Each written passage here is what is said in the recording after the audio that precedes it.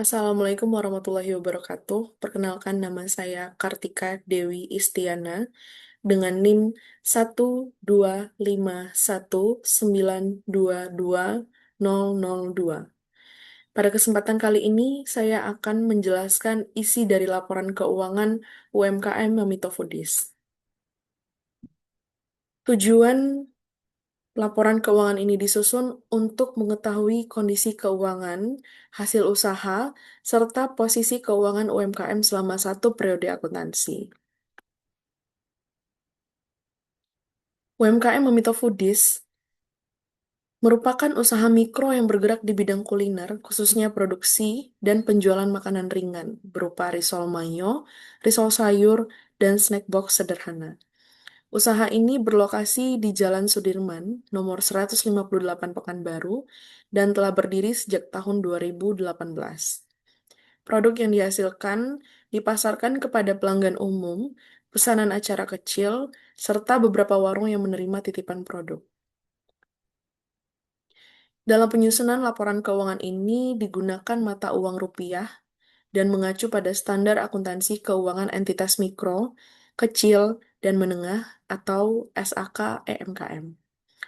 Laporan keuangan yang disusun meliputi jurnal umum, buku besar, neraca saldo, jurnal penyesuaian, laporan laba rugi, laporan posisi keuangan, dan catatan atas laporan keuangan. Baik, kita lanjut ke kode akun. Bisa kita lihat untuk kode akun ini sudah saya lampirkan dan ini akan kita gunakan pada saat memasukkan transaksi ke dalam laporan keuangan. Kita akan menggunakan akun-akun yang sudah saya cantumkan di sini. Lanjut ke sheet transaksi. Ini adalah rekap transaksi UMKM Mamito Foodies selama 1 bulan di bulan Januari 2026. Pada tanggal 1 Januari, pemilik menyetor modal awal berupa kas sebesar 15 juta. Kemudian, modal ini digunakan sebagai sumber dana untuk menjalankan kegiatan operasional usaha. Selanjutnya, pada tanggal 2 Januari, pemilik membeli peralatan produksi secara tunai sebesar 8 juta. Pada tanggal 3 Januari, pemilik membeli perlengkapan usaha secara tunai sebesar 1.200.000. Pada tanggal 4 Januari, pemilik membeli persediaan bahan baku tunai sebesar 6 juta. Kemudian, pada tanggal 6 Januari, pemilik membeli bahan baku, namun secara kredit. Ini kita masukkan ke kolom kredit sebesar 2.500.000. Pada tanggal 8 Januari, pemilik menerima pendapatan penjualan tunai sebesar 4.500.000. Pada tanggal 10 Januari, pemilik menerima pesanan risol, namun pembayarannya belum diterima. Itu kita masukkan ke dalam kolom debit karena dianggap piutang usaha, yakni sebesar 2 juta. Pada tanggal 12 Januari, pemilik membayar sebagian utang usaha. Itu sebesar 1 juta. Dari 2.500.000 dibayarkan 1 juta, masih ada sisa utang 1.500.000. Pada tanggal 15 Januari, pemilik menerima uang muka pesanan snack box sebesar 1.500.000. Kemudian, pada tanggal 18 Januari, pemilik menerima pendapatan penjualan tunai sebesar 6.800.000. Dan pada tanggal 20 Januari, pemilik membayar gaji karyawan produksi sebesar 2 juta. Dan pada tanggal 22 Januari, pemilik membayar listrik dan air sebesar 650.000. Pada tanggal 25 Januari, pemilik menerima pelunasan sebagian piutang sebesar 1 juta. Pada tanggal 27 Januari, pemilik membayar sewa tempat usaha sebesar 1.200.000. Pada tanggal 29 Januari, pemilik menerima pendapatan penjualan tunai sebesar 5.200.000. Bisa kita lihat ini adalah rekap transaksi UMKM Mamito Foodies selama 1 bulan penuh di bulan Januari. Kita lanjut ke perlengkapan.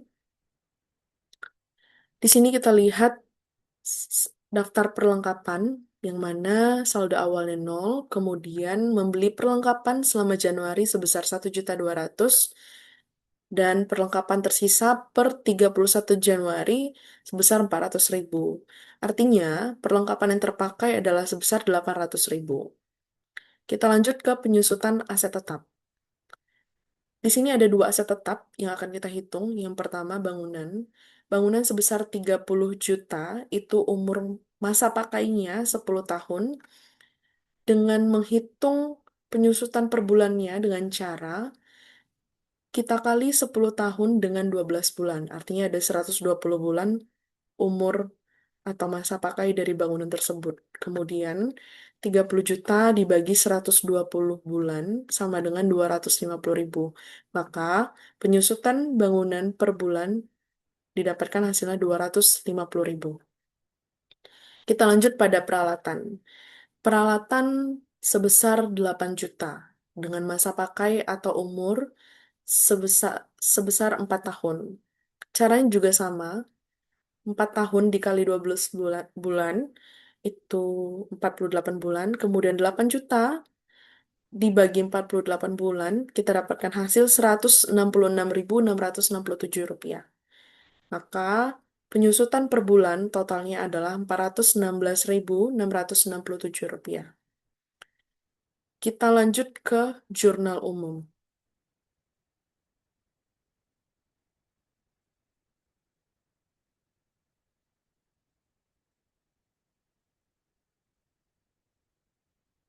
Setelah seluruh transaksi dicatat, langkah berikutnya adalah menyusun jurnal umum dan memindahkan setiap transaksi ke dalam buku besar, yang mana buku besar berfungsi untuk mengelompokkan transaksi berdasarkan jenis akun sehingga memudahkan dalam mengetahui saldo masing-masing akun pada akhir periode. Kita bisa lihat ini jurnal umumnya dari transaksi yang sebelumnya kita tuangkan ke dalam jurnal umum per Januari 2026. Bisa kita lihat sama-sama dan didapatkan hasil akhir yang sudah balance. Ini kita isi sesuai akun yang sudah saya cantumkan tadi di kode akun. Berikut isi jurnal umumnya. Kemudian kita tuangkan ke dalam buku besar sesuai dengan jenis akunnya.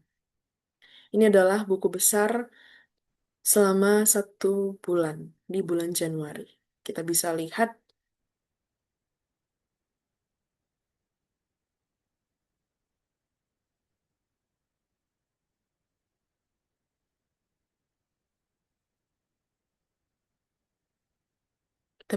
sama-sama.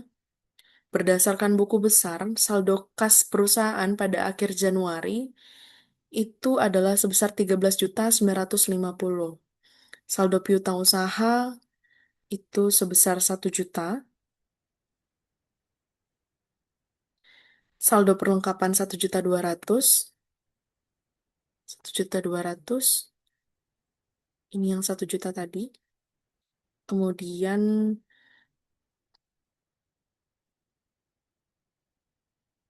untuk persediaan bahan baku,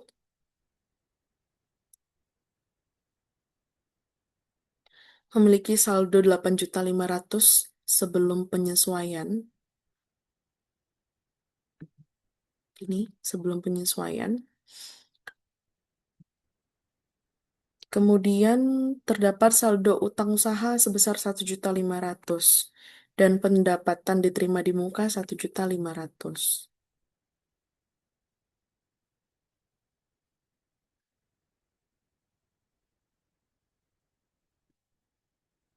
Kita lihat ini kita melakukan penyesuaian pertama pada peralatan, perlengkapan sebesar 1.200.000. Setelah dilakukan pemeriksaan fisik, diketahui bahwa perlengkapan yang masih tersisa sebesar 400.000. Dengan demikian, perlengkapan yang telah digunakan selama periode berjalan adalah sebesar Rp800.000. Nilai tersebut dicatat sebagai beban perlengkapan. Oke. Kemudian penyesuaian kedua itu terjadi pada persediaan bahan baku. yang mana total persediaan yang tersedia selama periode adalah 8.500.000. Dari jumlah tersebut digunakan bahan baku senilai 5.900.000. Maka masih tersisa persediaan sebesar 2.600.000 dan ini tetap diakui sebagai aset. Lanjut, kita melakukan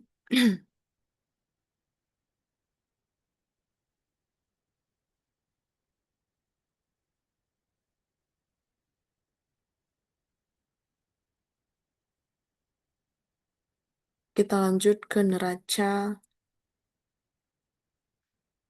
saldo sebelum penyesuaian.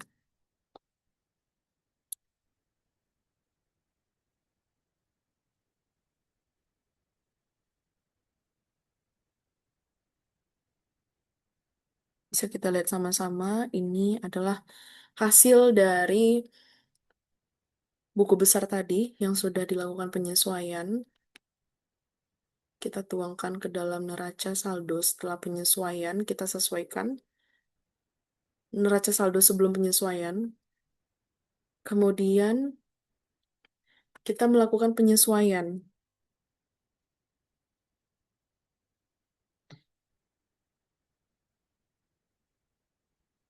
Bisa kita lihat ini beban bahan bakunya 5.800.000 karena tadi sudah kita hitung bersama ya pada buku besar bahwa telah digunakan 5.800.000 untuk bahan baku terpakai. Persediaan bahan baku selama bulan Januari itu sebesar 5.800.000. Maka kita tuangkan ke dalam sini. Dan ini masuk ke beban bahan baku.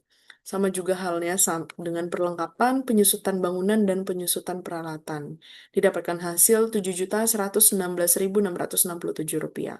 Ini sudah balance ya. Kita lanjut ke neraca saldo setelah penyesuaian. Setelah seluruh penyesuaian dilakukan, perusahaan menyusun neraca saldo setelah penyesuaian atau neraca saldo penutup, yang mana ini digunakan untuk memastikan bahwa jumlah debit dan kredit telah seimbang sebelum laporan keuangan disusun. Berdasarkan neraca saldo setelah penyesuaian, diketahui bahwa jumlah debit dan kredit sama-sama sebesar Rp66.916.667. Debit dan kredit sudah sama. Artinya ini sudah balance. Hal ini menunjukkan bahwa pencatatan akuntansi telah dilakukan dengan benar dan laporan keuangan siap disusun. Kita lanjut pada laporan laba rugi, yang mana ini bertujuan untuk mengetahui apakah perusahaan memperoleh keuntungan atau mengalami kerugian selama periode tertentu. Pada bulan Januari 2026, UMKM Mamito Foodies Ibu Tia memperoleh total pendapatan usaha sebesar 18.500.000. Sementara itu, total beban yang dikeluarkan perusahaan terdiri dari beban bahan baku sebesar 5.900.000, beban gaji 2 juta, beban listrik dan air 650.000, beban sewa 1.200.000, beban perlengkapan 800.000, beban penyusutan 250.000, beban penyusutan Rp166.667. Yang ini bangunan, yang ini bangunan, yang ini peralatan. Sehingga total seluruh beban adalah Rp10.966.667, yang mana diperoleh laba bersih sebesar Rp7.533.333. Laba bersih ini menunjukkan bahwa perusahaan mampu menghasilkan keuntungan selama periode berjalan. Nilai laba yang positif juga menunjukkan bahwa pendapatan yang diperoleh lebih besar daripada biaya yang dikeluarkan. Selanjutnya adalah laporan posisi keuangan atau neraca. Laporan posisi keuangan ini memberikan informasi mengenai aset, kewajiban, dan modal perusahaan pada tanggal tertentu, yaitu 31 Januari 2026. Total aset yang dimiliki perusahaan adalah sebesar Rp55.533.333. Aset tersebut terdiri dari aset lancar dan aset tetap.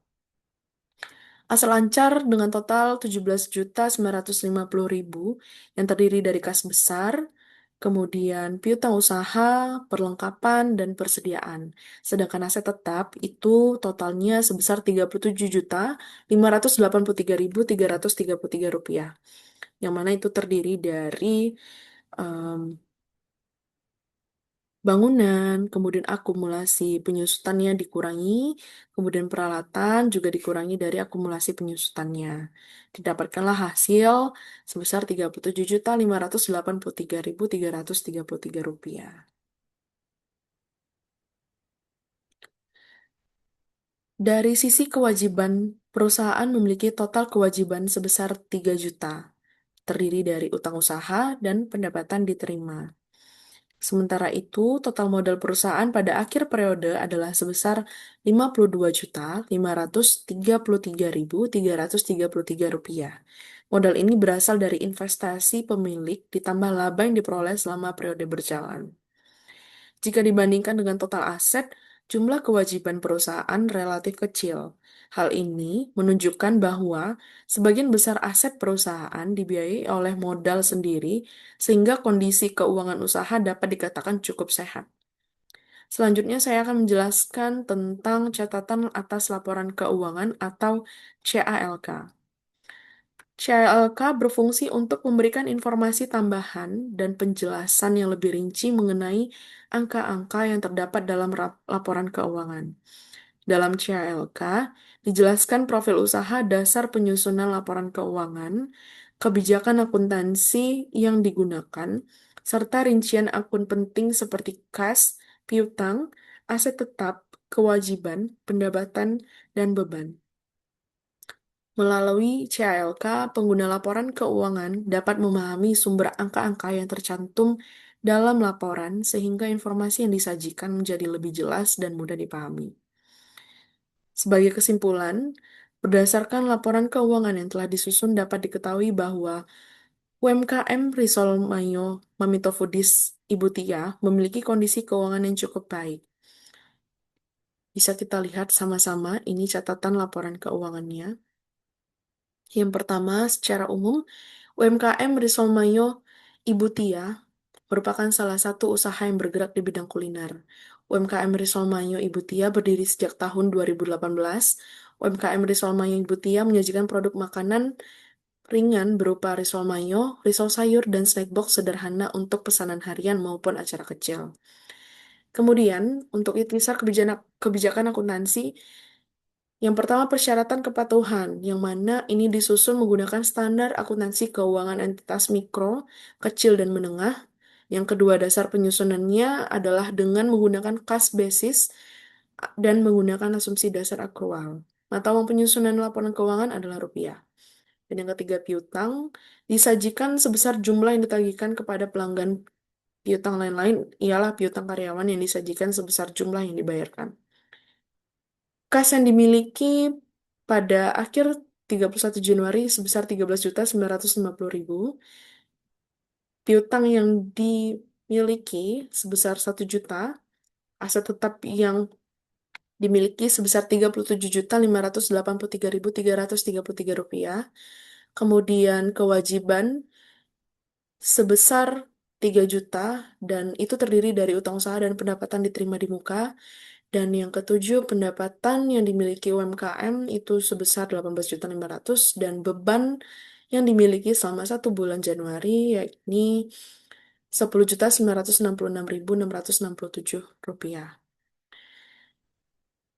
Kedepan, perusahaan dapat meningkatkan kinerja usaha dengan memperluas pemasaran, meningkatkan volume penjualan, menjaga kualitas produk, serta mengendalikan biaya operasional agar laba yang diperoleh semakin meningkat. Demikian presentasi laporan keuangan UMKM Mamito Foodies Ibu Tia yang dapat saya sampaikan. Terima kasih atas perhatian Bapak, Ibu, dan teman-teman sekalian.